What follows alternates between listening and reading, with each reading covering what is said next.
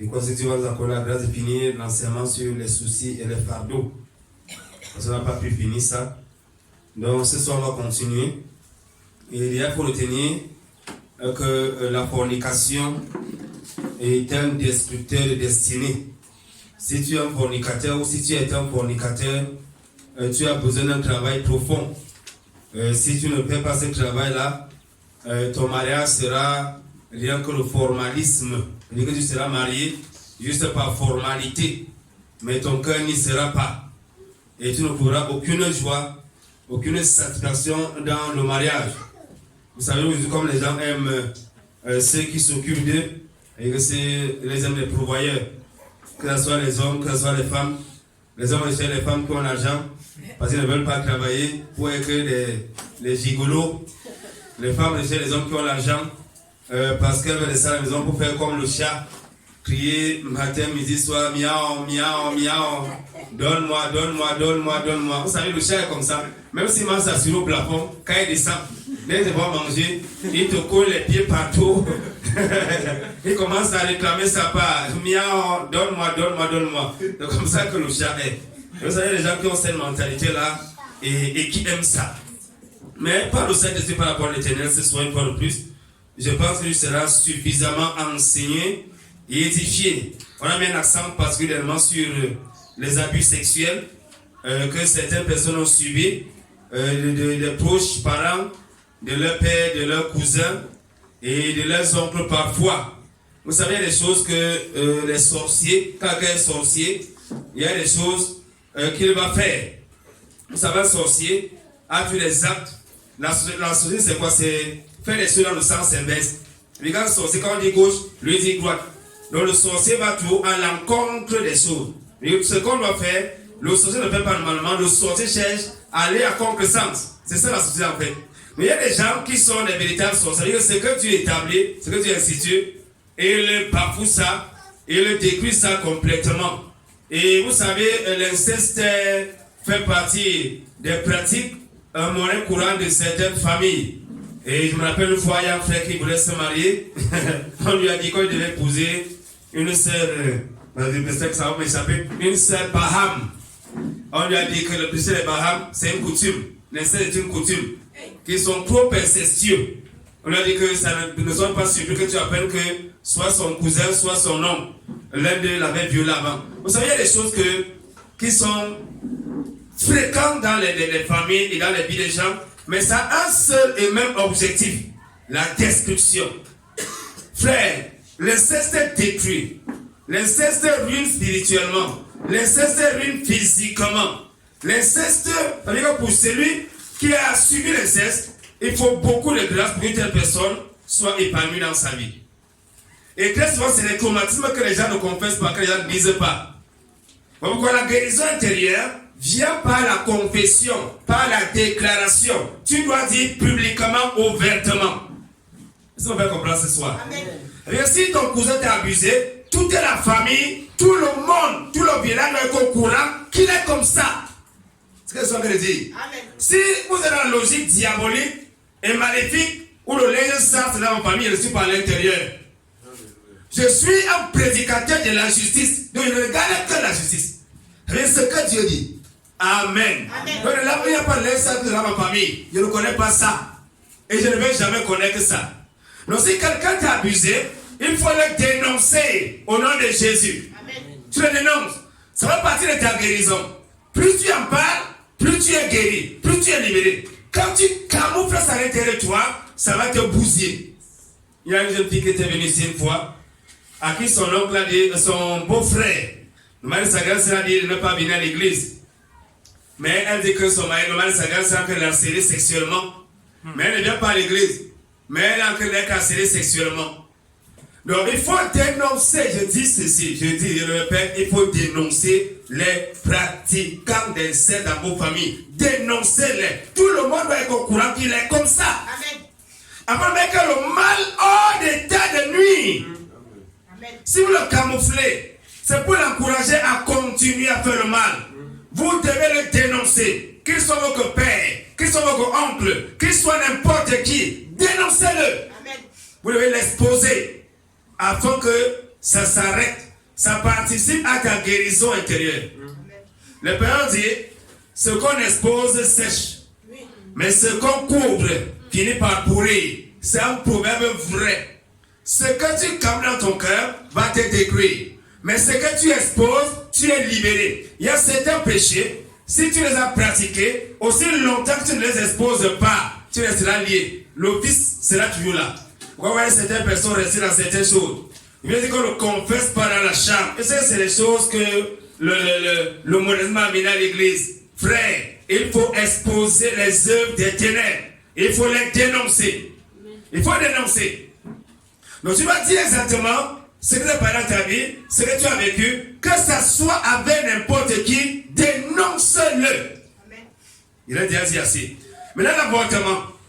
Pour ceux qui ont pratiqué l'avortement, ou ceux qui ont pratiqué l'avortement, vous avez intérêt à confesser cela, à demander pardon à Dieu. Si vous ne le faites pas, il va vous lire quelques versets. Vous comprenez qu'il y a des choses que vous pouvez négliger sur la terre. Mais sur le plan spirituel, ça ne se néglige pas. Ça ne se néglige pas. Et les païens là, quand tu vois même païen qui t'a abusé, il faut dire à ce païen là de se repentir. À haute voix, pas en cachette, pas à deux. Dis-lui que repens-toi de ta méchanceté. Parce que tu fais le mal dans la famille. Repens-toi. Dénoncez-les. Si vous voulez jouer au Dieu du diable, vous allez voir après quelques années, après quelques mois, où est-ce que vous serez? De voir ce que vous allez devenir. Vous serez dans la l'amertume, tous vos crébés. À cause de quoi? À cause de ce que vous ne voulez pas obéir à Dieu. Vous ne voulez pas faire ce que Dieu dit. Et ça va faire quoi? Ça va amener à l'amertume. Alors voilà ce que le sang fait lorsqu'il est versé. Je suis dans Genèse chapitre 4, verset 10. Genèse chapitre 4, verset 10. On va lire rapidement là. Genèse chapitre 4, verset 10. Quand le Saint-Esprit là-bas, il est écrit ici, je lis au nom de Jésus, et Dieu dit, qu'as-tu fait? La voix du sang de ton frère crie de la terre à moi. Vous entendez ça? Frère, le sang a une voix. Lorsque tu répands le sang, sache que ce sang va crier contre toi.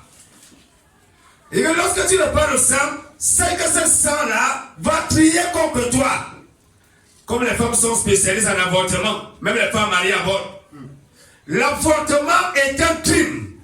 Si quelqu'un avorte, cette personne est en train de tuer un être humain. Le Somme 139 est clair. Avant que tu ne sois formé, Dieu te connaissait déjà. Il a dit avec Jérémie. Jérémie était établi prophète avant d'être conçu dans le ventre de sa mère. Que les tueurs et les tueurs des prophètes se reportent à l'église. Il va le confesser. Amen. Amen. Et chaque fois est unique. A une mission unique. Si Marie avait avorté, Jésus ne parlerait pas de salut. C'était fini. Amen. Donc, si tu as avorté, tu dois confesser cela et non pas le camoufler, prendre cela comme quelque chose de normal. L'avortement est un crime. Si tu as pris l'argent pour reprendre le sang innocent, c'est un crime. Il faut te repentir par rapport à ça. Ça rappelle une fois qu'elle était au Cétique. À l'époque, il y a un jeune homme, fils unique de sa mère, qui est venu mourir dans la fornication. Il venait voir une concubine en Goumo, et la concubine là, avait d'autres clients là-bas. Parmi lesquels il y avait un karatéka à l'intérieur, qui lui a donné un coup de pied. À la nuit, il est mort. Ils sont allés en prison, on a pris quelques gars à la terminale là. Ils sont allés en prison, étant au lycée. Donc il y a des gens comme ça qui meurent dans le camion. C'est que si toi tu es une fille, et que c'est toi qui as occasionné une telle chose, le sang de cet homme, le sang de ce pécheur païen qui est mort, oui, pour son péché, crie contre toi. Amen. Amen. Il y a l'autre élément à Obala, c'est pour ta présence au nom de Jésus. Ou une fille avec deux combats de péché. Quoi, Nordis et Ano. Ou Atielo. Amen. Frère, lorsque tu répands le sang, sache que ce sang crie contre toi. Et tu dois le confesser publiquement. Si tu as donné l'argent une fois pour aller avorter, tu es un criminel. Le sang la crie contre toi. C'est que tu payais quelqu'un pour aller tuer l'eau. C'est ce que tu as cru faire. Donc prends l'argent, dépose l'argent entre les mains de quelqu'un avec les médecins criminels qu'on a, qui pour 20 000, pour 10 000, pratiquent les avortements, pour 50 000, même pour 100 000. La chose c'est que tu ne prendras pas de présent pour répandre le sang innocent. On connaît certains ministères, je bénis le Seigneur parce que les hommes dans leur sagesse ont donné les blouses blanches à ces gens-là. Il y a d'autres qui sont comme les bouchers devant Dieu. Le jour-là, le jugement, Dieu m'a pris la question de savoir, monsieur le médecin, comment ta blouse ressemble à la blouse d'un mororo qui est égorgé les poubelles? Comment se fait-il que ta blouse est achetée le sang comme ça là? Il paie l'argent pour apporter les femmes. Frère, tel que soit les circonstances, dès que la grossesse est là, ne pas la grossesse normale, ne pas la grossesse extra, ce n'est pas une grossesse. Ce n'est pas un verset biblique, ça n'existe pas. Vous savez, il y a des gens qui, grossesse extra n'est pas un langage biblique, ça n'existe pas, c'est les appels que le diable a mené et haut. Ce n'est pas une grossesse là-bas. Je parle de la grossesse normale. Une fois qu'une femme enceinte, c'est la faute, elle est coupable devant Dieu. Et elle va répondre de ce sang-là, parce que ce sang qu'elle a crié. Vous avez des gens qui sont là, vous croyez que non, la fille la fréquente beaucoup, hein. Elle vraiment l'a fréquenté alors que là, son WC est un véritable tombeau. La Bible dit que ce sang parle contre toi et je rends compte à Dieu pour ça. Et si tu n'es pas là ce soir, il faut te repentir au nom de Jésus. Dans Hébreux 12, verset 24, on va encore voir continuer là-bas. Hébreux 12, verset 24, on voit ce que le Seigneur dit de ce côté-là. Hébreux 12, verset 24. Hébreux, chapitre 12. Verset 24. Hébreux chapitre 12, verset 24. Il est écrit ici, et de Jésus, médiateur de la nouvelle alliance, et du sang de l'aspersion, qui prononce de meilleures choses que celui d'Abel. Voici que le sang de Jésus parle aussi. Vous savez, les jours, on dit à Jésus, on dit à Pilate, que son sang retombe sur nous et sur nos enfants. En l'an 70, Titus les a égorgés, crucifiés au bois et fini. Ça veut dire que le sang coulait dans les rigoles comme ça, comme l'eau. Ils ont dit que le sang retombe sur la terre et c'est tombé véritablement. Donc lorsque le sang est répandu, sachez que ce sang-là parle. Le sang dit ici que le sang de Jésus parle plus que le sang d'Abel. Pourquoi? Le sang d'Abel crie vengeance, mais le sang de Jésus crie quoi? Miséricorde, compassion, pardon. Donc on a besoin de comprendre ces choses-là, sinon on serait des chrétiens bizarres. On doit comprendre ici en tant qu'enfant de Dieu. L'adultère. L'adultère est un délit, un crime. Si quelqu'un est adultère, c'est un problème très grave. Hier, j'étais au palais de justice. Je voulais prendre un enseignement là-bas. Et une femme païenne a dit quelque chose qui a irrité mon esprit. Elle a parlé en patois, elle a dit que elle avait prié à Dieu que si tu veux qu'elle laisse les maris des gens, donne-moi ma part. Je leur pose la question de savoir, tu vas parler de justice, c'est ce que tu travailles. Et vous mettez les gens en prison, vous mettez les gens à court de ceux qui violent la loi. Toi-même, tu violes la loi en commettant adultère avec les maris des gens comme. Alors tu vas parler de justice. Pourquoi Salomon a dit que on lui est établi pour juger. Il y a la méchanceté. Et on parle de justice dans le bureau du greffier en chef. C'est là-bas qu'elle était. Et c'est là-bas qu'elle dit ça. Donc il y a un combat du temps de les gens et de s'asseoir. C'est vraiment, le monde c'est bizarre. Le monde c'est bizarre. Moi pourquoi il me dit même que ces gens-là, et je bénis sur le Seigneur parce qu'ils ont les habits noirs. Quand ce sont les avocats, quand ce sont les kills, ils ont les habits qui sont noirs. Ça montre déjà que c'est le monde des ténèbres. C'est les gens qui sont dans les ténèbres. Frère, il y a des choses que quand les gens font un peu comprendre qu'ici là vraiment, ils ont bien compris. C'est rouge. Ah oui, donc on les habits noirs. Voilà, donc on le rouge. C'est normal.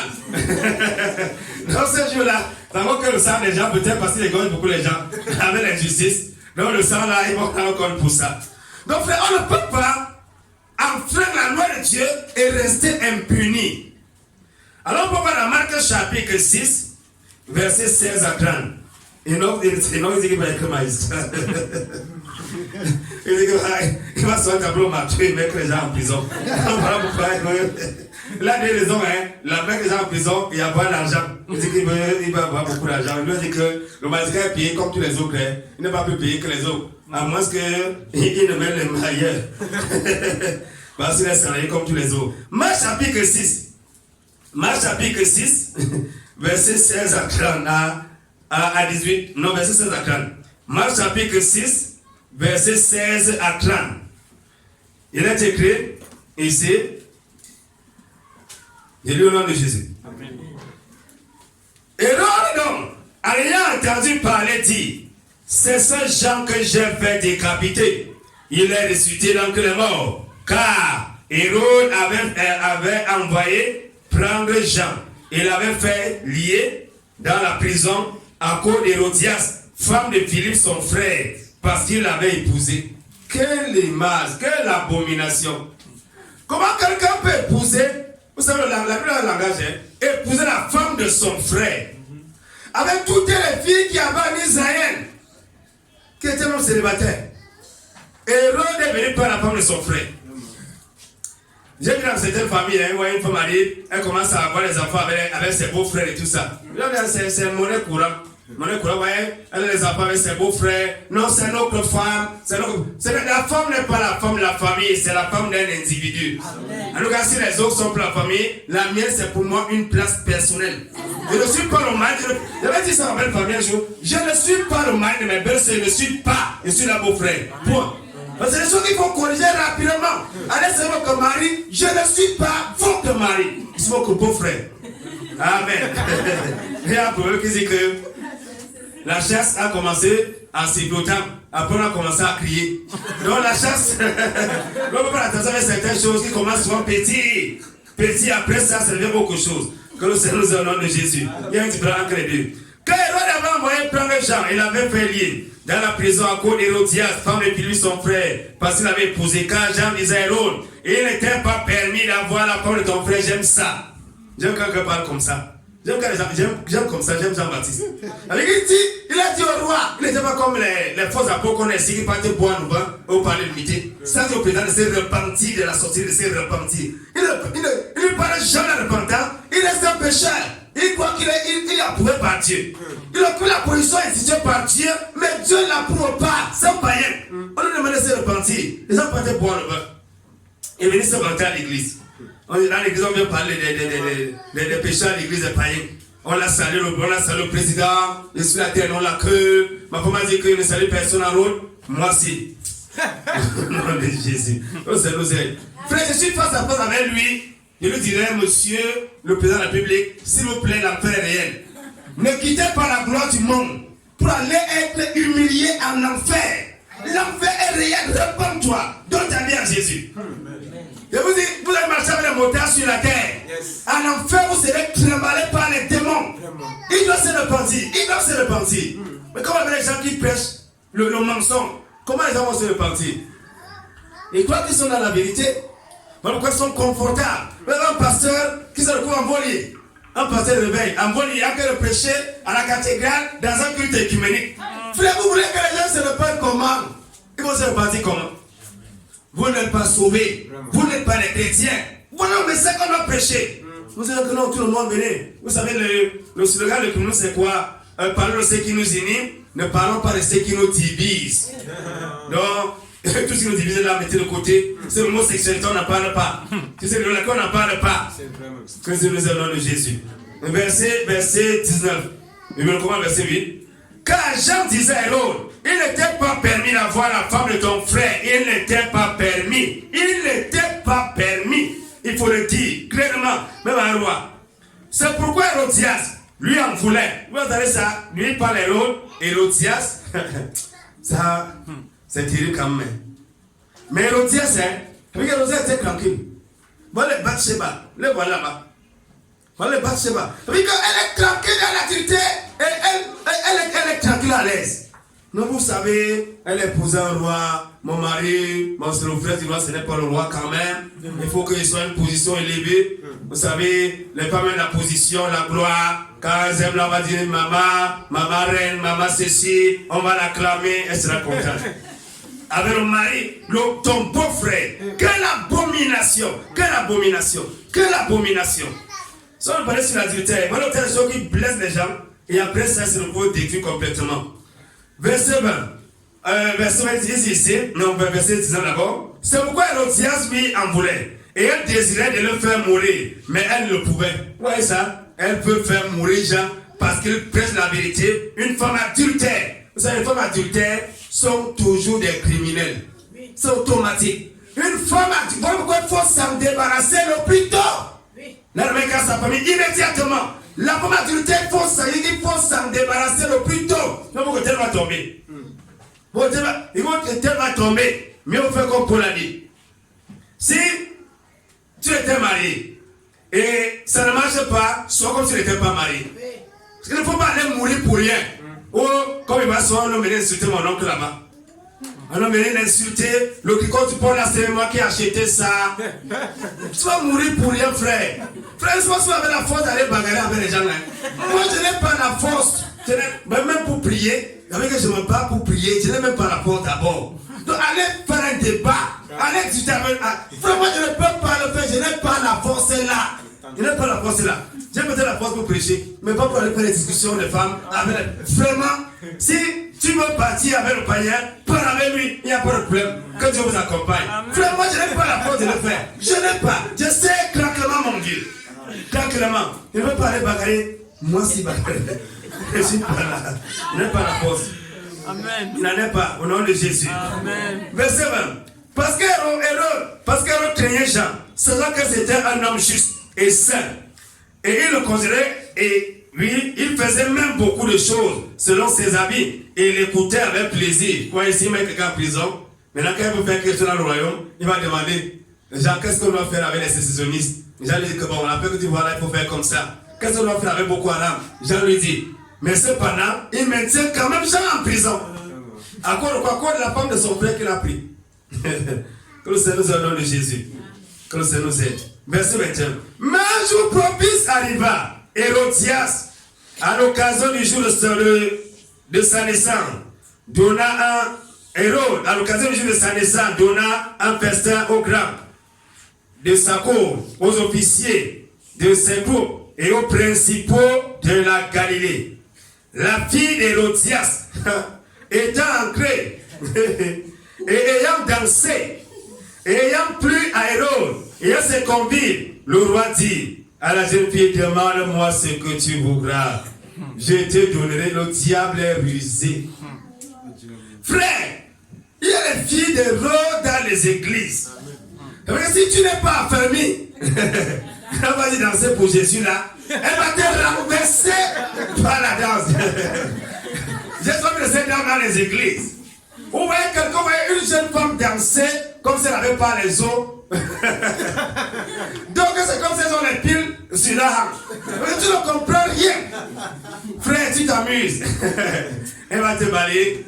Si tu aimes Jésus, Hosanna, viens nous montrer tes piches. Il n'y a pas de piste de danse pour montrer les piches à l'église. Chacun danse une place là où il est. Il n'est pas, il voit ces choses dans les églises. Ouais, quelqu'un là-bas, on fait pas celui là-bas, non, pas celui que là-bas. Finalement, on se retrouve dans une boîte de nuit. Directement. Ce n'est pas différent de ce que les païens font. Les païens font quoi? Quand ils se marient, on dit, madame, qui est là? Avant une fois mariée, une fois mariée. Madame Atavana, avec un monsieur, on doit, ouais, on acclame. On met la musique pour les gens vont se couler. L'adultère. Il y a des choses que les gens font. Comment est-ce que tu peux aller t'approcher sur un mari qui n'est pas ton mari?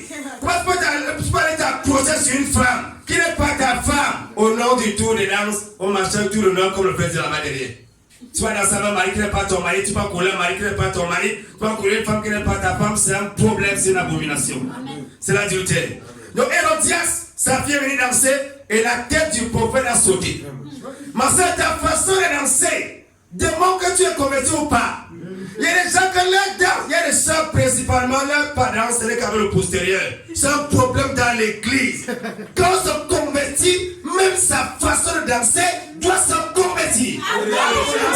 Pour renverser les gens à l'église, c'est pas possible. C'est pas possible. Mais on doit danser dans l'ordre et la discipline. On ne peut pas faire des danses bizarres devant les gens.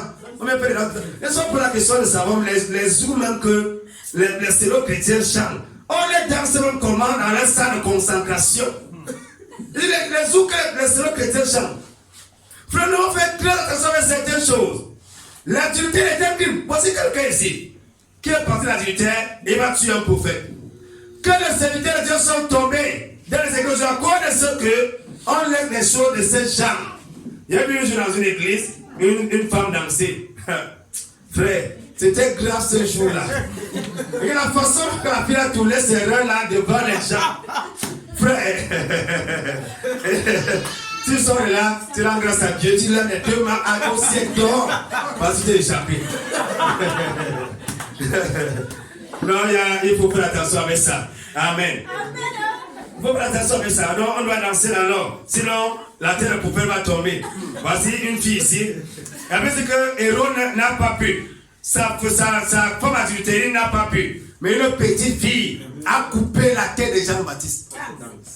Et une petite fille de rien du tout a coupé la tête. Il y a une histoire que le pasteur nous a racontée où un frère a porté une jeune fille là dans sa voiture. Il a commis adultère, il a porté le sida, c'était fini pour lui. Yes.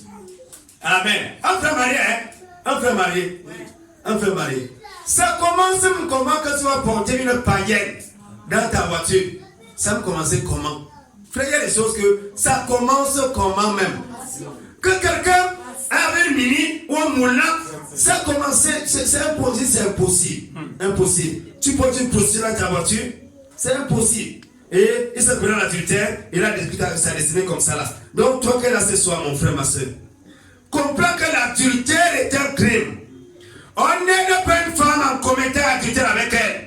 Dans une église, à soi, dans une église, à soi, au plein égarement.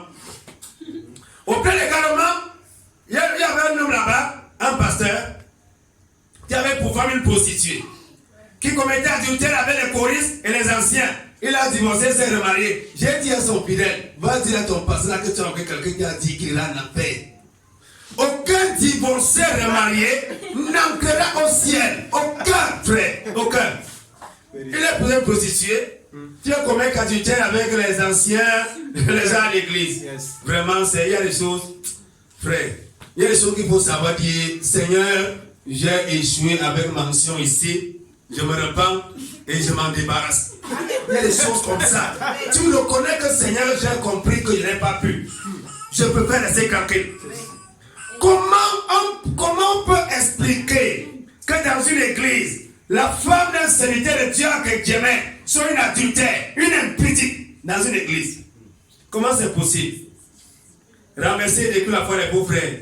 Donc on va regarder, un jour a tapé sur un frère avec sa fille. Parce qu'elle combattait la même fille, le même gars que sa fille. On va tout voir dans les églises.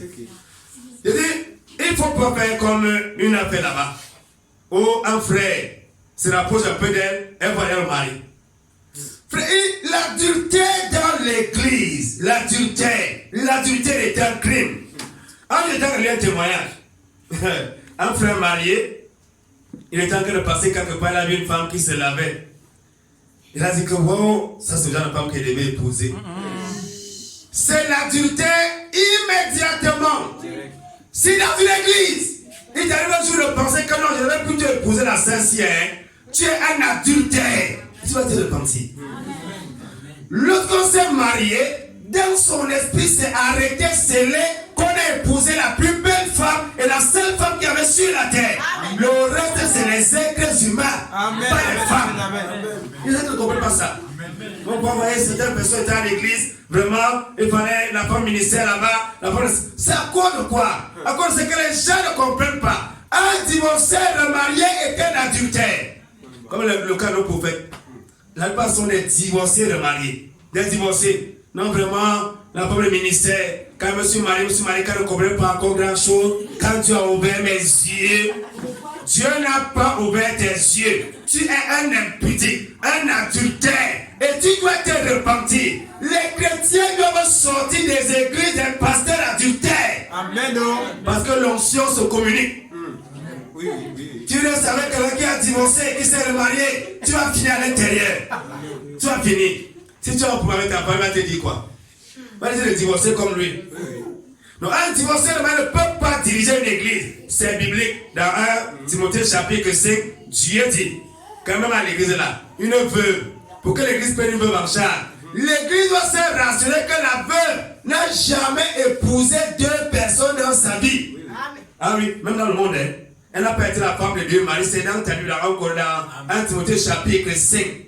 Il dit la veuve, hein, Dieu est le père des orphelins et le mari des veuves, n'est-ce pas? Mais Dieu dit que le veuve, qui a été la femme de Dieu dans le monde, ne peut pas être inscrite à l'église, qu'on prenne soin d'elle. Jamais, jamais. Elle n'est pas un modèle. Regardez ce que je parler. Regardez ce que je parler. Mais cependant, les pasteurs sont des divorcés. Les prophètes sont des divorcés. Les apôtres même sont des polygames. On m'a envoyé une vidéo d'un marabout congolais qui s'est marié le même jour avec 3 prostituées. 3, le même jour. Il a entré avec les 3. Même les journalistes païens étaient étonnés. Je sais que les gens étaient à l'aise. Ils étaient à l'aise. Frère, l'adultère. Hébreu 13, carré clair. Que le mariage soit honoré de tous. Et le lit conjugal, exempté de toute souillure. Dieu jugera les fornicateurs et les adultères. Dieu va les juger. Il y a des gens que la maison, c'est autre chose. C'est-à-dire que l'aide conjugale est souillée, profanée, même par certains membres de la famille, même par leurs parents. Ton père et ta mère ne doivent pas dormir sur ton lit. Amen. Interdit. Si tu es marié, tu es dans un studio, ton père doit venir rentrer. Il ne doit pas dormir sur ton lit. Il ne doit pas dormir sur ton lit. Amen. Pire encore, les chrétiens qui se marient et vont dans les chambres d'hôtel. Alors la lune de miel, vraiment, la sœur à l'hôtel, tel endroit, c'est là-bas qu'elle s'habille, elle vient s'habiller là-bas, elle vient à la salle, elle vient à l'église, elle rentre le soir dormir à l'hôtel, abomination.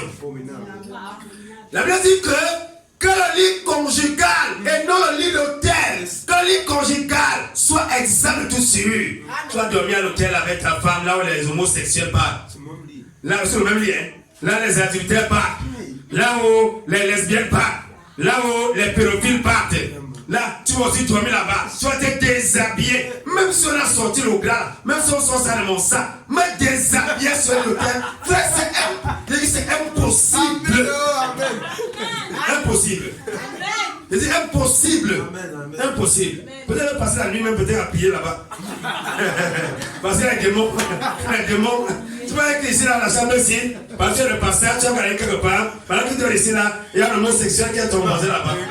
Et les démons sont là-bas, les tourmenter, à ta gauche, il y a les lesbiennes qui sont là-bas. Non. Frère, ce n'est pas un honneur d'aller dans une chambre d'hôtel avec ta femme, le jour de ton mariage, même par la suite, si tu arrives de dormir dans un hôtel parce que le pasteur quelque part. Frère, il dit même ton tricot n'enlève pas. N'enlève même pas. Ne peut ressembler à ces gens-là. Le lit conjugal soit exempt de toute souillure. Le lit, pas les lits. Le lit. Le c'est quoi article défini? Singulier. Oui. Le lit. Le lit. Ça désigne combien de choses? Okay. Dieu est tellement intelligent. Il va prendre quelques-uns que, mon frère, pourquoi tes lits conjugaux sont souillés? Il dit, pardon. Il dit, tes lits. Parce que dans ma Bible, il parlait du lit. Le lit conjugal. Hébreu 13 est clair. Que Dieu nous a au nom de Jésus. Frère, ce n'est pas un honneur, ce n'est pas un principe. Vous savez, quand on parle comme ça là, les égalistes que non, c'est parce qu'on n'avait pas les moyens de partir là-bas que vous voulez empêcher les autres. Ce n'est pas une histoire de moyens. C'est une histoire de connaissance de Dieu. Amen. Quand tu connais Dieu, il y a des choses que tu ne fais pas. On va sortir de l'église. On nous a bénis à l'église, on a prié pour nous. On part dormir avec les homosexuels à l'hôtel. On va passer sa première nuit à l'hôtel. Oh, quelle infamie. Même aux jeunes sœurs vierges qui se marient dans les églises et qui sont créés dans les endroits comme ça, quelqu'un part te faire. Quelle impureté, que le Seigneur nous en nom de Jésus. Et donc quand tu penses à ça, là, tu as les mots de tête.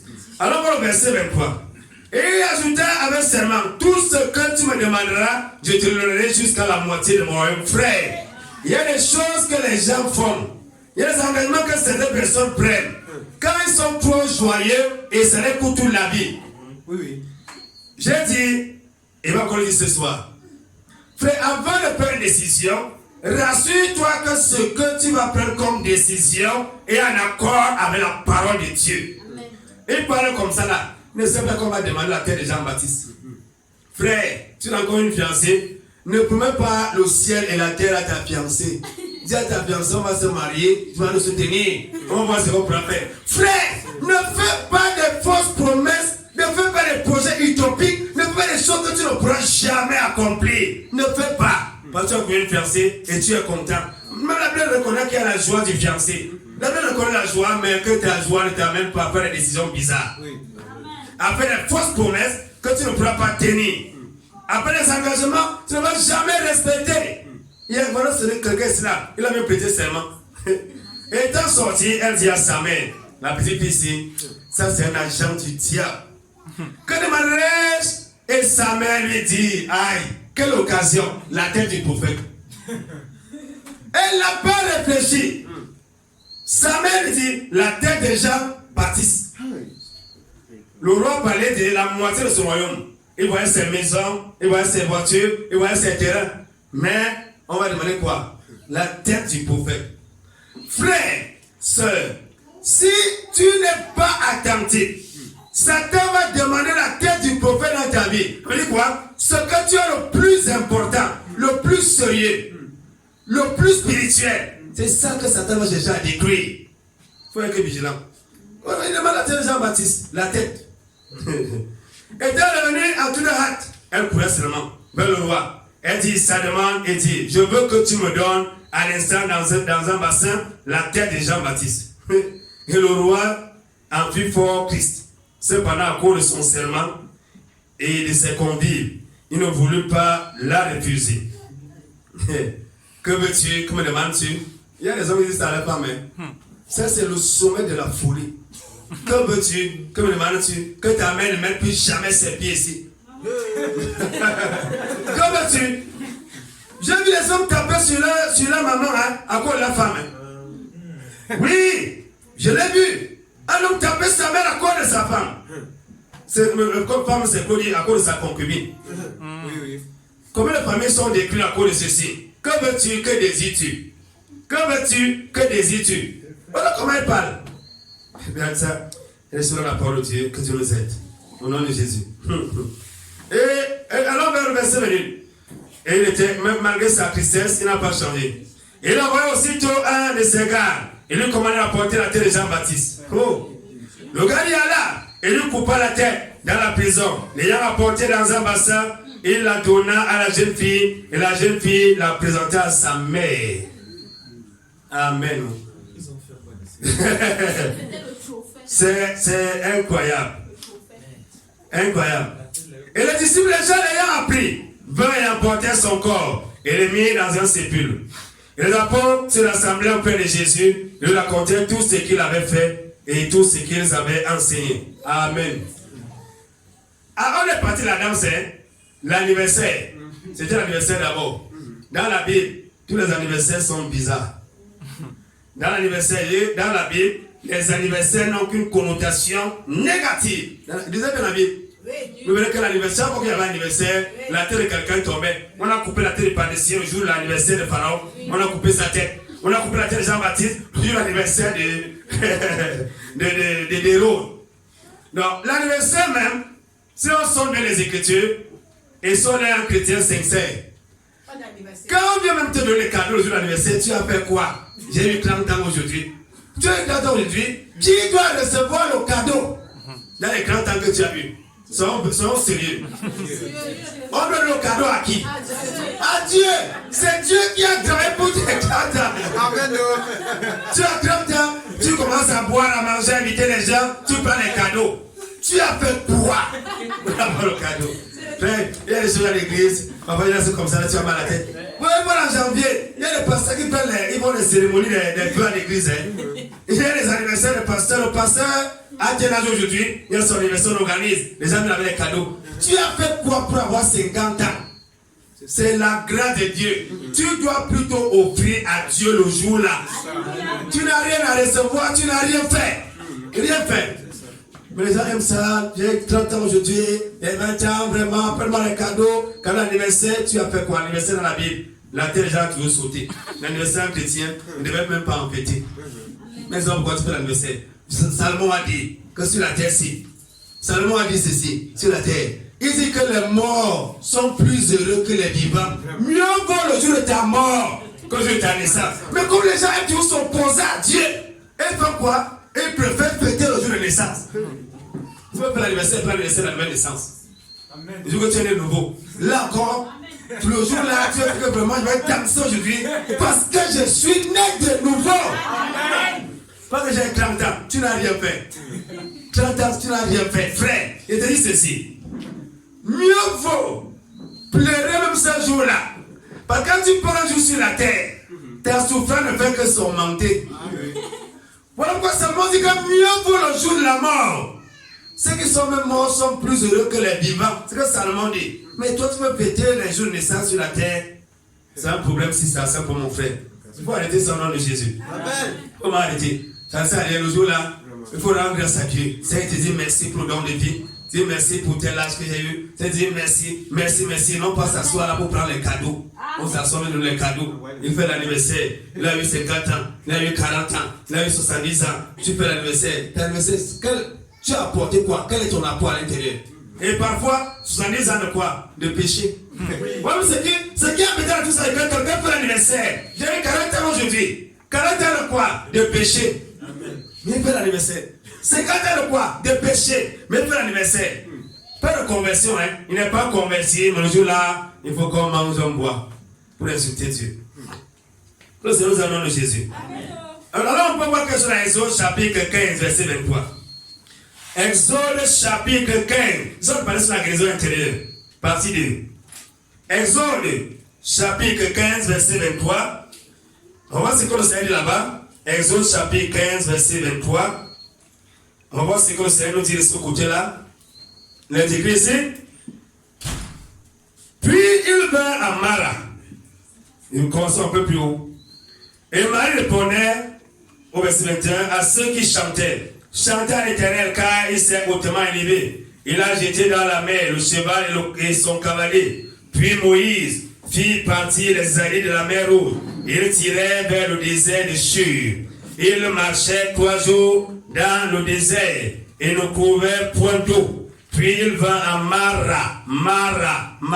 Que l'amertume sur ton cœur, c'est son nom de Jésus. Amen. Plusieurs chrétiens sont à Mara. Aussi longtemps que tu es à Mara, tu ne seras jamais guéri.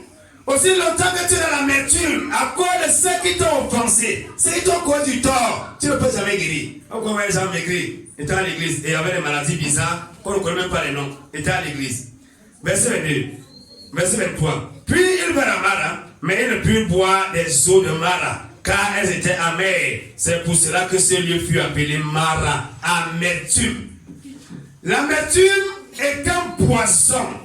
C'est vrai que le Saint-Esprit a dit dans Hébreux, veillez à ce qu'il n'y ait point d'impudique, à ce qu'aucune racine d'amertume ne pousse des rejetons et que plusieurs n'en soient infectés. Frère, l'amertume détruit des vies. L'amertume peut détruire toute une église. Un frère amer ne connaît pas parler avec bonté, ne connaît pas parler avec amour, ne connaît pas parler avec compassion. Il agresse tout le monde. Une sœur amère, même chose. Frère, l'amertume, il ne sait pas ce qui a mis ton âme dans l'amertume. Allez voir le comportement de ces gens-ci. Alors le peuple murmura contre Moïse en disant, que boirons-nous?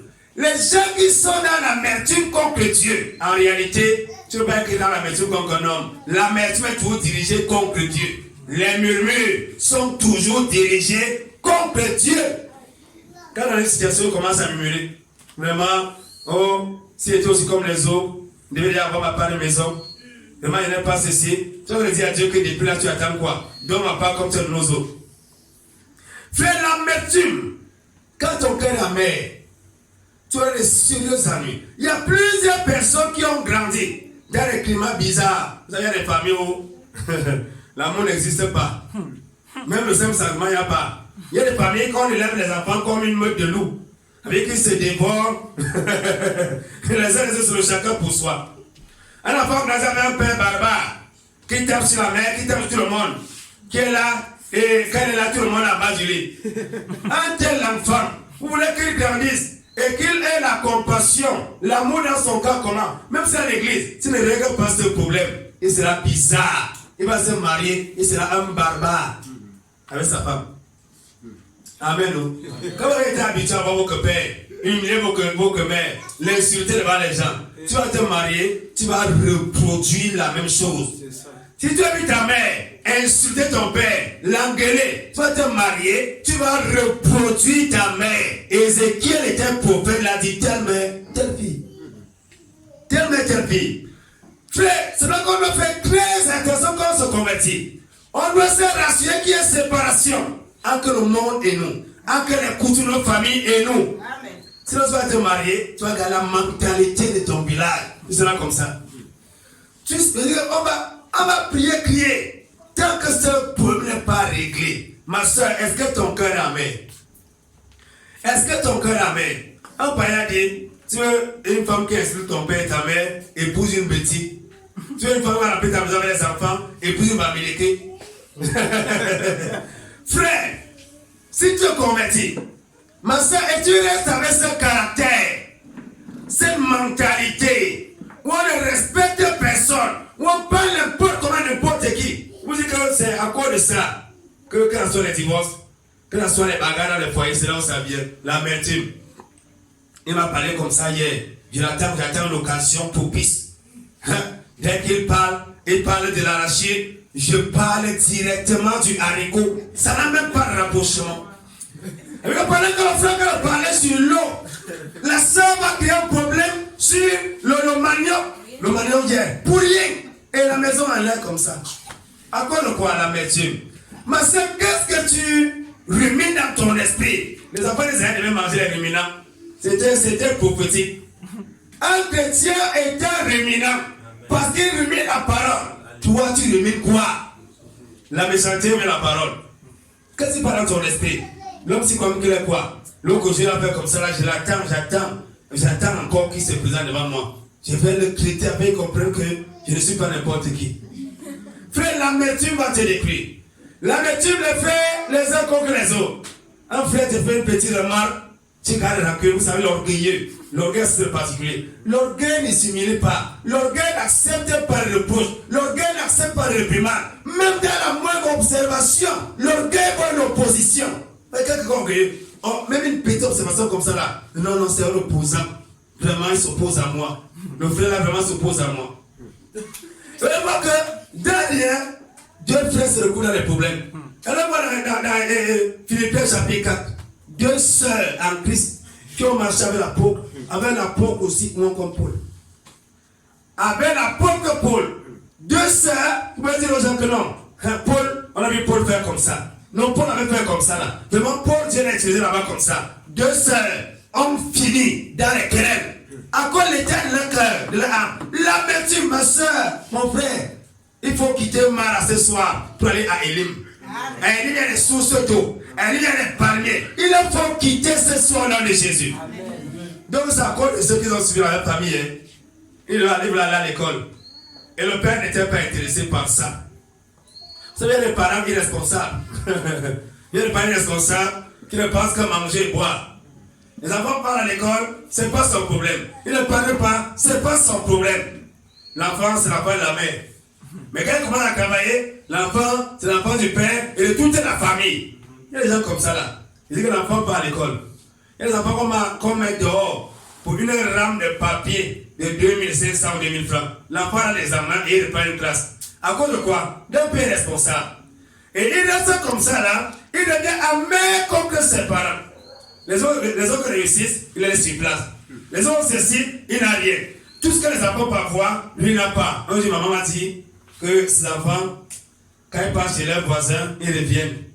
Les enfants sont irrités contre elle. Que c'est même, on a fait combien qu'avec toi?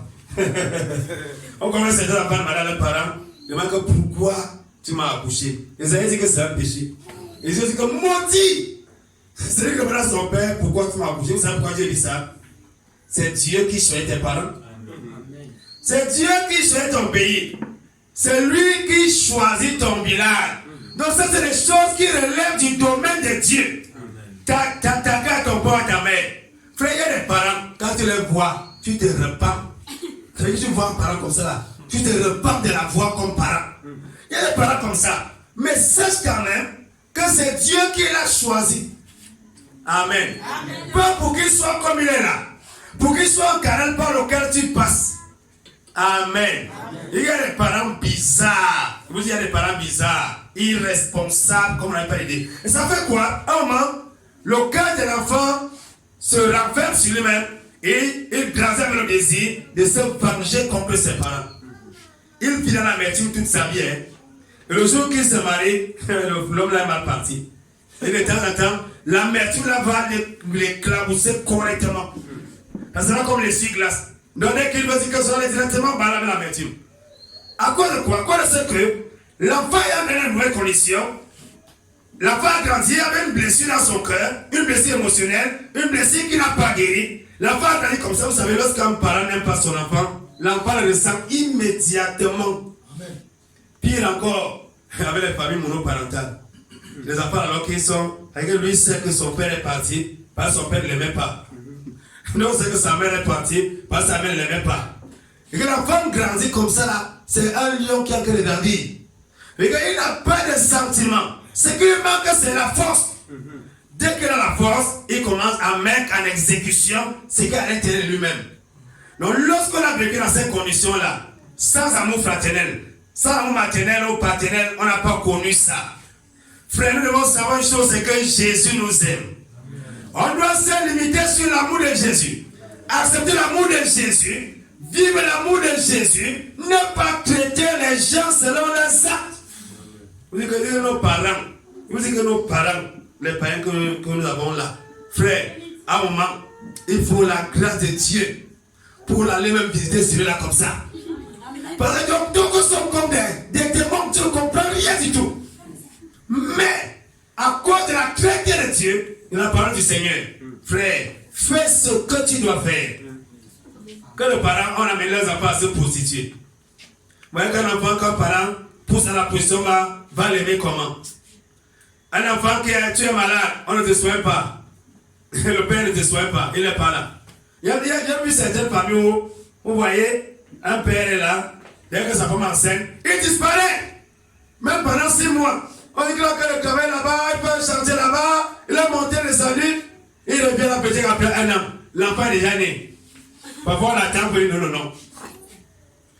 Oh, les enfants grandissent comme ça là. Ils voient que la mère, elle va au champ, elle va en ceci là-bas, elle va en ceci là-bas. C'est normal que les enfants aiment leur maman. C'est naturel. À cause du prix qu'elle a payé. Et à un moment, ça fait quoi? Ça crée des réticences envers le parent qui a mal agi. Et ça cause une blessure profonde. Dans le cas où on grandit avec ça, vous savez, il y a des exemples que vous pouvez poser sur un enfant. Ne pas qu'il va oublier. Il y a des choses qui me rappellent. Il me rappelle de ça. Et quand elle parle de ça, je lui ai parlé de ça avec ma tante. Elle était dépassée. Elle me disait que tu n'avais même pas encore 5 ans. On est parti chez mon oncle. et sa deuxième femme était bizarre. Elle nous avait servi bizarrement. On avait donné une nourriture bizarre en genre là. Je n'avais jamais, je ne parlais pas encore à l'école. Tout petit. Le jour où il parlait de ça, ma tante était dépassée. Dans l'occasion encore, j'avais rappelé que mon oncle avait pas un accident avec la moto. Ma tante était dépassée. Tu étais tout bébé, j'avais enlevé, tu étais tout petit. Comment tu as gardé ça? Il y a des choses qu'on n'oublie pas facilement. Il y a des choses qu'on n'oublie pas facilement. L'homme a été créé comme ça. Maintenant, il faut comprendre que le plan de Dieu, c'est un plan de pardon. Frère, la vie, c'est la vie de pardon. Tu ne pardonnes pas, tu ne t'en sortiras pas, et ton cœur va pourrir. Et ton cœur va pourrir. Il y a des gens qui se sont séparés complètement de leur famille. À cause de quoi? À cause de ce qu'ils ont subi. Les injustices. Il y a des parents, il y a des parents qui créent ça eux-mêmes. Si tu es intelligent, on te soutient. Si tu es moins intelligent, tu as des problèmes. Vous allez dans les familles, chez nous ici là, tu as l'argent, tu es l'aîné. Tu n'as pas l'argent, même le cadet, tu n'es pas. Tu n'es rien. C'est ton père lui-même qui t'enlève d'abord là. Tant que ton petit père n'est pas là, ton père ne dira rien. Quand le petit père maintenant dit que non, il est déjà venu maintenant, ok, qu'est-ce qu'on va faire? Ton petit frère de très loin, parce qu'il a l'argent. Ça fait quoi? Ça crée des blessures dans les cœurs des gens. Dieu traite avec les aînés. Dieu respecte le grand aînesse. Jésus est le fils aîné. Mais quand on a la famille, les enfants les plus petits sont plus aimés que les aînés parce qu'ils ont de l'argent. Donc quand même, votre mère commence à attacher une personne. C'est-à-dire que tout c'est pour elle. Vraiment, au gré bien. Au gré, dans une maison, on commence à quoi? Même les voisins. Une maison peut-être de 5 enfants. Tous les voisins savent qu'il y a un seul enfant avec s'appelle au gré. Quand on fait ça, ça crée des blessures dans les cœurs des enfants. Et ces enfants-là vont grandir avec cette mentalité. En plein temps, ça va faire quoi? Ça va exploser. On a besoin de guérison.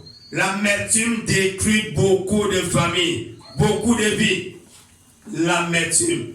Disons un peu Lévitique chapitre 19, verset 16 à 18. Lévitique chapitre 19, il y a d'autres enfants qui sont nés dans l'adultère. Et quand on veut les tuer, tu es dans l'adultère, on dit que non, l'enfant ne doit pas vivre. C'est un enfant du péché, l'enfant n'a rien fait. Amen. Si un enfant né dans l'adultère, il ne doit pas mourir. Aucun verset ne le dit. C'est le père adultère et la mère qui doit mourir, pas l'enfant. L'enfant n'a rien fait. Donc il est innocent. Donc on peut te prendre la haine. Imagine dans une maison, un incuste de cours. Mais quand l'enfant est dans l'adultère, est là. Frère, il faut beaucoup de zèle. Il faut beaucoup de foi. Hein. Tu t'es marié avec une femme et tu as eu 2 enfants avec elle. Elle a eu aussi un autre dans l'adultère. Et je sais que l'enfant, c'est peut-être que ça va arriver que tu es noir. Après ça, tu as un enfant qui est tout blanc, métis, qui est comme un Français. Et parle comme le Français qui habitait à côté de votre maison. Frère, il faut beaucoup de grâce. Ça, c'est le miracle. Il faut l'intervention directe de Dieu. Sinon, ça ne sera pas facile. Donc, une personne, parce que l'enfant n'est pas son enfant, il commence à créer des divisions dans sa maison. Mon frère, si tu ne veux pas l'enfant qui n'est pas ton enfant, mets-le hors avant le temps. Ne permets pas un enfant de venir dans ta maison et tu commences à créer la sorcellerie sur place. Il y a des gens qui font ça. On commence à créer. Dernièrement, il était avec le frère Jean, on était au-dessus. Il m'a montré la maison que tu vois si tu n'auras pas ma photo. Une maison où il a grandi avec sa mère. Hein. Donc le mari de sa mère a créé l'écart. Donc ses enfants sont comme ça et le frère n'est comme ça. Jusqu'aujourd'hui, le frère pense jusqu'aujourd'hui.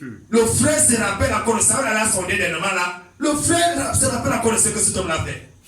Frère, si tu prends les enfants, tu crois qu'une femme a accouché. Si tu décides de la prendre avec les enfants, pardon, quand le prince va naître, ne crée pas de division. Si tu ne veux pas de ces enfants dans ta maison, laisse-les dans leur famille. C'est simple. Quand tu prends un enfant, les enfants sont nés d'une même mère. Comment dire non, ça c'est ton demi-frère. Voilà ce que les Français nous ont appris. Les Français. L'autre là-bas c'est ma demi-sœur. Demi me dit quoi? Frère. Il y a des choses comme ça là. Le monde c'est bizarre. Et quand on dit demi là, demi-frère ça veut dire quoi? Tu regardes un homme, il est entier. On dit que non, c'est un demi. C'est un demi. On sait que ça c'est mon frère. Ça c'est ma soeur. Même Dieu dit, l'enfant qui est né, quand un enfant qu'un homme a eu, tu ne peux pas venir parce qu'une femme s'est mariée avec lui. La femme l'accouche. Maintenant les enfants, la femme l'accouche. Pour maintenant se marier avec l'enfant qu'un homme a eu. Dieu intéresse la Lévitique chapitre 18. Parce que c'est la même famille, la même chose. Frère dit ceci. Il y a des femmes qui ont déjà accouché. Si tu es une femme qui a accouché, et tu dois te décider de manière claire. Si les enfants vont venir dans ta maison, prends des décisions de manière claire et traite ces enfants de la même manière. Ne crée pas de distinction, ne crée pas de conflit pour rien entre les enfants. Issus d'une même mère, ma soeur, tu vas en mariage avec les enfants, tu vas aller épouser un homme, tu vas venir avec les enfants. Ne commence pas à montrer à ces enfants-là que ce n'est pas vos copains là-bas. Parce qu'il y a plusieurs femmes qui le font. Même quand la femme a tort, on va corriger et la femme commence à s'opposer. Elle s'oppose. Pourquoi elle s'oppose? À cause de ce que elle veut jouer le rôle du père et de la mère dans un foyer. Sans problème. Madame, restez à votre plat de femme. Point. Si tu ne veux pas faire ça, pardon, prends-les, amène-les là où tu veux les amener.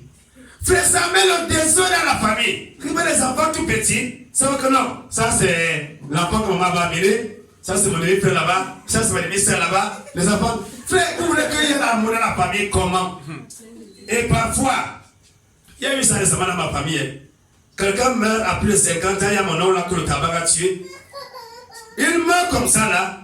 Et après le jour de sa levée, quelques cousins s'opposent qu'il n'est pas l'enfant de mon grand-père. Il faut qu'on le chasse. On ne doit pas l'enterrer là-bas. Quelqu'un y a fait plus de 50 ans quelque part avec vous. Son cadavre, on va aller l'enterrer où? 2 mètres seulement le terrain. Comment c'est possible? Non, ce n'est pas l'enfant de nos pères ici là. On l'a pas amené. Mais cependant, ils ont donné ses sœurs à mariage. Ils ont mangé la note. L'homme est hypocrite à un niveau que l'homme est hypocrite véritablement. Donc, lorsque tu le prends dans cette circonstance-là, ce n'est pas la volonté parfaite de Dieu. La volonté parfaite de Dieu, c'est quoi? C'est que toutes les femmes se marient sans bagage, sans charge. Voilà ce que Dieu a prévu. Mais dès lors que tu as des enfants, il faut bien réfléchir là-dessus pour ne pas créer un climat de confusion. Donc, quand même encore, mettre une relation étroite. Et les enfants sont là, mais de temps en temps, leur père va venir en visite. Si le père et l'enfant est vivant, laisse l'enfant chez tes parents, il va souvent partir là-bas. Pas dans la maison d'un homme. Pas dans la maison de ton mari, tu arrives chez toi le soir, tu vois quelqu'un assis. Qu'est-ce qu'il fait? C'est venir visiter l'enfant. Comment? Pourquoi tu détestes mon enfant comme ça là?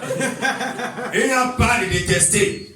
Pardon, remets ton enfant à ta famille et qu'il reste là-bas. Si ton ancien compagnon, on espère qu'il n'est pas l'actuel, de péché, veut voir l'enfant, qu'il aille là-bas. Ça là-bas, ça veut dire que c'est ni vu ni connu. Ne viens pas dans la maison d'un frère, d'un homme, et imposer ta loi. Non, l'enfant va rester ici avec moi. Il va pas rester avec moi. Les femmes aiment ça. Nous savons pourquoi les femmes aiment bagarrer sur les enfants. Nous savons pourquoi. Et dès que l'enfant a un certain âge là, il disparaît, il passe son père. C'est comment? Tu vois que tu as perdu du temps pour rien. Nous savons pourquoi les femmes aiment ça. Dans ma famille, je le vois.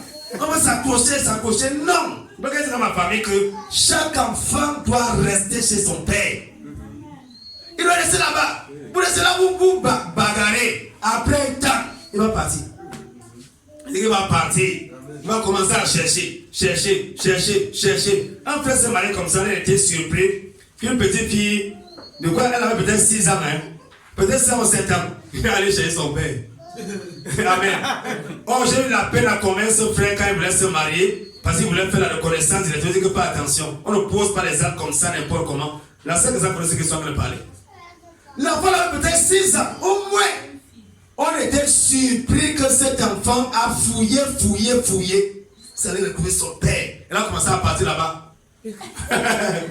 La seule raison là derrière. Elle a commencé à partir là-bas. Et le frère m'a donné raison que donc, c'est que tu disais était vrai. Il y a des choses qu'avant de faire. Il y a des choses qui demandent l'intelligence et la sagesse. Avant de poser un acte, il faut réfléchir. Frère, c'est pas parce que tu vas épouser une femme qui a des enfants, par exemple, que tu dois forcément t'en accaparer. Non! Ces enfants ont une famille. Ils ont des parents, ne le fais pas. La Bible recommande l'amour du prochain. Tu peux les aider, mais ne cherche pas à en faire ta propriété. Vous savez, les hommes aiment se faire voir. Parce qu'un homme veut épouser une femme, il est capable de tout, mais après ça, il commence encore à créer des problèmes. Vous savez encore qu'on est parti faire on appelle ça comme un testament chez un notaire, et on a légué l'héritage au dernier qui est le groupe papa, les autres sont mis de côté. Pourquoi est-ce qu'on le fait? Parce que dès la base, on n'est pas vrai. Donc dès la base déjà, il faut établir certaines choses. Tu as pris les enfants avec le père, l'un est tranquille. Ne viens pas créer le désordre. Amen. Et la sœur aussi, ne doit pas profiter de l'occasion pour les enfants connaissent leur famille. Ils savent que leur père est là-bas, leur oncle est là-bas. Maintenant tu vas les arracher comme ça là. Ça fait quoi? Ça va créer un désordre et tout ça. Ils vont rester tranquilles quand ils sont encore petits. Quand ils vont grandir, ils vont commencer à te résister en face. On croit que non, vraiment, je ne sais pas, le Dieu va créer, le Dieu n'est pas créé, c'est que leur cœur est meurtri, leur cœur est blessé depuis l'enfant. Parce que vous l'avez maintenant le mensonge. Même cette histoire, c'est l'histoire où les gens reconnaissent les enfants qui ne sont pas les leurs. Ils me demandent, s'il demande le maire, il te pose la question, c'est ton enfant ici? Oui, monsieur le maire, oui. Et tu sais que ce n'est pas ton enfant. Pourquoi ce mensonge? Pourquoi le faire? Frère, je n'ai pas besoin d'avoir l'acte de quelqu'un pour l'aider. J'ai pas besoin de ça. J'ai pas besoin de ça. Donc lorsqu'on a posé certains actes, si on ne se rassure pas que la parole travaille notre cœur, l'amertume va nous diriger. Parfois, une fois, ma mère, le père de son enfant était parti, la grossesse était à 3 mois. Elle a commencé à battre l'eau, à se battre là-bas. Elle a fait la layette. Le jour de son accouchement, elle a failli mourir. elle a échappé à la césarienne. Elle a failli mourir le jour-là. Elle souffre. Après, elle commence à dire à l'enfant que son père, elle fait tout pour que l'enfant perde sa tête. Le cœur de son père. Parfois, elle prête à l'enfant. Vraiment, ton père c'était laid, ton père sangrait qui est ton père, André est ton père, sangrait qui est ton père, hein? C'est le mensonge. Dis à l'enfant, tu es ma médaille dans la fornication. J'appartiens maintenant à Jésus. Mais avant Jésus, j'étais affilié au globe de la fornication. J'ai volé là-bas comme milieu récupérateur.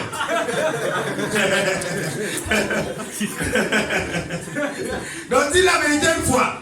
Là, d'abord, selon que ma mère était une pécheresse, elle a rencontré Jésus et Jésus l'a changé. Parce que tu passes pour un ange devant l'enfant et tu commences à mentir à un enfant que tel est ton père là-bas, ce n'est pas son père. Ce n'est pas. Il faut dire la vérité aux enfants. Et les enfants n'ont dit père. T'es bien, papa, t'es bien, papa, t'es bien, papa. L'enfant est même confus. À la limite. Que Dieu nous donne au nom de Jésus. L'amertume. Est-ce que quelle est l'amertume? Frère, tout ce que tu vas produire ne sera que des fruits amers. Pourquoi voyez-vous dire, j'ai vu les familles détruites à cause de la présence d'un enfant. Un enfant comme ça là. Dans une on racontait une histoire qui s'appelle dans une église de Saint-Vité un jour. Une sœur en Christ avait mené un enfant dans un foyer. Et son mari avait, peut-être qu'il avait inscrit ses propres enfants dans un établissement privé. Et cette sœur en Christ là voulait absolument que son enfant fasse la section anglophone. Qu'est-ce qu'elle a fait? Elle est partie dans les amis de son mari, elle a retiré 100 000. Et quand elle a retiré 100 000 comme ça là, elle est partie inscrire son enfant qu'elle avait amené à l'école. Il vous dit que les gens là sont séparés depuis plusieurs années. Il dit que c'est le mari s'est gâté. Puis encore, le pasteur n'a pas pris une position spirituelle. Vous savez, il y a des choses. Si vous laissez le côté de la chair, non, c'est ma fille ici, c'est ma fidèle ici, vous allez tomber dans les groupes pas possible. Les chrétiens sont terribles et compliqués. Parfois, on ne dit pas la vérité. Parfois, on ne dit pas ses véritables intentions, ses véritables motivations. On les cache, on fait voir autre chose. Et que ce foyer a été détruit, irrécupérable. Et j'ai appris par la suite que cette fille est venue, soit adultère, soit quoi là. Sa vie a été gâchée comme ça. Alors qu'elle a parlé en langue, elle a chanté, elle a prophétisé. Voilà comment, à cause d'une petite erreur, à cause du mariage, à cause des choses comme ça là, sa vie a été ruinée. Pourquoi est-ce qu'elle veut prendre l'argent? Si, souvent que tu as amené un enfant, et que l'homme que tu as épousé ne connaît pas Dieu. Maintenant, il prend ton enfant, tu as amené, il met dans le collège, dans un établissement public, et les siens dans le privé. Pourquoi tu dois aller prendre l'argent de ton mari pour aller inscrire ta part d'enfant aussi de l'autre côté? Il y a des choses, il faut trouver la solution rapidement. Si je comprends que mon mari ne veut pas de mon enfant dans sa maison, je trouve une solution rapidement. Si vous êtes engagé à me marier, et je vois maintenant que mon enfant a des problèmes, je dois trouver une solution. Ah oui, mettre mon enfant, là il ne va plus gêner mon mari. C'est simple. Mais si vous voulez maintenir l'hypocrisie et le mensonge, vous allez vous battre là-bas, et ça aboutit quoi? À la destruction, l'amertume. L'amertume, à cause de ça, le foie a été détruit. Faites très attention avec l'amertume. Dans Galates, on a vu Lévitique. Lévitique chapitre 16, 19 verset 16, on a lu ça. Lévitique chapitre 16, Lévitique chapitre 19 verset 16 à 18. Il est écrit ici. Il est écrit. Et il fera l'expiation pour le sanctuaire à cause des souillures des enfants d'Israël et de leur rébellion en tous leurs péchés. Il fera de même pour le tabernacle d'assignation qui demeure avec eux au milieu de leurs cieux. Et personne ne sera dans le tabernacle d'assignation quand il entrera pour faire l'expiation dans le sanctuaire. Non, je ne suis pas au chapitre 9. Et vous comprenez le chapitre 9, verset 16. Il est écrit ici, il lit le verset 16, il est plutôt ouvert le chapitre 16. Tu ne répandras point de calomnie parmi ton peuple. Tu ne t'élèveras point contre le sang de ton prochain. Je suis l'Éternel. Tu ne haïras point ton frère dans ton cœur. Tu reprendras ton frère, ton prochain, et tu ne te chargeras pas d'un péché à cause de lui. La Bible dit ici, vous savez, lorsqu'on sort la méthode biblique, directement c'est le péché. Dieu dit ceci, première chose, tu ne répandras pas de calomnie contre ton frère. La calomnie de quoi? De l'amertume. Parce que tu es amer contre un frère, contre une soeur, contre un homme. Tu fais quoi? Tu commences à faire quoi? À le calomnier. À cause de quoi? De l'amertume. Maintenant Dieu dit, voici la méthode. Frère, si un frère fait ce qui n'est pas biblique, écoutez-moi bien. Si un frère, une soeur, si un frère fait ce qui n'est pas biblique, tu vas lui dire directement que frère, ce que tu es en train de faire là, ce n'est pas conforme à la parole. Voilà la méthode biblique. Ne cherche pas l'eau que méthode ne parle, ne cherche pas l'eau. Il y a des gens qui sont ils vont aller prier, c'est bon d'aller prier. Mais si tu ne prier, tu parles à quelqu'un d'autre, c'est un péché. Si tu as la méthode de la prière, prie seulement. Mais la Bible dit ici, tu ne reprendras point de calomnie. Tu ne haïras point ton prochain. Tu le reprendras. Tu dois le reprendre, dit comme ma soeur. Cette façon de faire n'est pas biblique.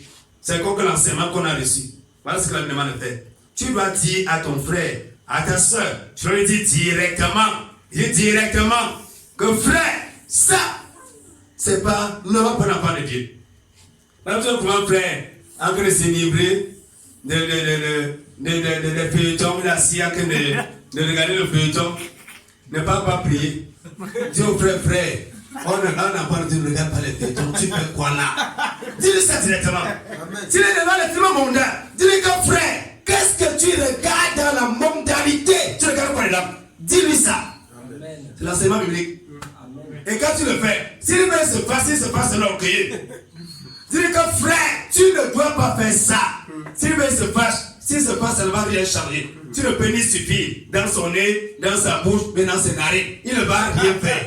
Tu vas lui dire que frère, ce que tu fais là n'est pas conforme à la vérité. Tout simplement. Que le Seigneur allait se charger d'un péché, un péché inutile. Il y a des frères bizarres. Moi, voilà un frère comme ça, là, vous parlez avec lui. Vous le regardez devant une fête. Le frère commence à boire le beurre. Le gars, c'est passé, il n'y a pas l'eau. C'est passé, il n'y a pas l'eau. Le frère, on m'a donné 2 jus. Tu veux prendre un. Prends celui-ci. Comment tu vas boire le beurre parce qu'il n'y a pas l'eau? Il n'y a qu'un rapport entre le beurre. Donc, on doit parler directement. Voilà ce que Dieu dit depuis Lévitique. Tu reprendras ton prochain et tu ne te chargeras pas d'un péché à cause de lui. Quelqu'un peut t'amener dans le péché. Je prends l'exemple simple. Tu sais qu'on ne doit pas donner à boire. Et je peux voyager avec toi comme ça là. Non, je me crois que tu prends quoi? La castelle, la musique, la quoi? Ok, d'accord, c'est combien? C'est 800. Ok, 8 fois 3 avec combien? 24. Ok, voilà 2500, prenez la 33. Frère, tu dois parler ça directement. Un enfant de Dieu n'offre pas le vin. Amen. Même si c'est dans sa maison, dis-le que frère, tu es un hypocrite. On ne donne pas le bon genre. Même si tu es dans son salon, dis-lui ça va de sortir. C'est ça la foi. C'est ça pour la tête de Jean-Baptiste. Jean-Baptiste a voulu que sa tête soit coupée. Il y a des choses que. Un jour, un diacre m'a donné 2 jus. À l'époque, j'ai bu les 2. Il m'avait bien reçu. Peut-être aussi à manger. Avant de partir, je lui ai dit qu'il y a la fornication. Qui concerne le parti? Il m'a dit que non. Vous savez, quand tu es une femme intellectuelle, c'est qu'il m'a dit quand vous devez vous marier. Après, quand on était à soi, on avait rencontré la vie là. Nous sommes séparés plus tard. Après, peut-être plus de 12 ans ou 15 ans de fornication, de concubinage. Même si je suis à table chez toi, on va faire comme Jésus a parlé Simon. Vois-tu cette femme, Simon? Jésus lui a parlé. Même si je suis dans ta maison, je vais te dire ce que Dieu dit. Amen. Même si je suis chez toi, tu veux, tu sautes, tu canalises, c'est pas un problème. Il va te dire la vérité sur la Bible. Bon, voilà, quand Dieu parle comme ça là, parce que Dieu sait que si je dois parler sur quelque chose, je ne parle pas. Directement l'amertume. Directement l'amertume. Pourquoi Dieu dit, tu auras soin de reprendre ton prochain. Tu ne te chargeras pas de péché à cause de lui. Et Paul dit encore, veillez les uns sur les autres. Et dans Galates chapitre 5, verset 14 à 15, il dit, ne vous mordez pas les uns les autres. Parce que l'amertume amène quelques-uns à se comporter comme les serpents qui mordent les gens. Comme les chiens qui mordent les gens. Si un homme t'a abusé dans le monde, n'avait pas ça à l'église. Ma soeur, si tu as été abusé par un homme, par un païen, que tu as donné ta vie, il t'a escroqué, ta virginité, il a tout pris chez toi, et il t'a abandonné en cours de chemin avec la maladie, quand tu viens à l'église, laisse Jésus guérir ton cœur complètement. Ne te marie pas avec un frère pour commencer à le comparer à ce païen-là. Le frère n'est pas ce païen, c'est le frère de Jésus. Amen. Moi, je vois que les gens arrivent, ils sont malades. Ils sont malades. Que le Seigneur nous aime au nom de Jésus. Donc l'amertume doit sortir de ton cœur au nom de Jésus. L'amertume doit sortir. Tu auras soin de reprendre ton prochain. Quand tu connais quelque chose, tu vas un frère faire le concret. Dis-lui, frère, ça, ce n'est pas conforme. Si tu détestes, dis gloire à Dieu. Dis la presse à ton frère. Et tu vas te convertir. Il est écrit, tu aimeras ton prochain comme toi-même. C'est la loi et les prophètes là-bas. Voilà toute la loi et les prophètes. Oui, oui. C'est le plus grand de tous les commandements. Aimer son prochain comme soi-même. Donc même quand il te dit la vérité, tu es obligé de m'aimer. C'est ça. Tu ne m'aimes pas, tu n'as que pas au ciel. C'est l'obligation. En disant la vérité à un frère et une soeur, il est obligé de t'aimer. Amen. Il est obligé. S'il ne le fait pas, il n'a que pas au ciel. Oui. S'il va pas au ciel, il doit t'aimer. S'il ne t'aime pas, tant pis pour lui. Maintenant, voilà pourquoi il faut dire la vérité. Frère, en mettant la parole en pratique, ça nous épargne beaucoup de choses. L'amertume. L'amertume. Le Seigneur nous aide ce soir, on va s'arrêter là. On va continuer sur cet enseignement une autre fois qu'on a l'occasion. Donc ce soir, dis à Dieu, Seigneur, guéris mon cœur de toute forme d'amertume au nom de Jésus. Par la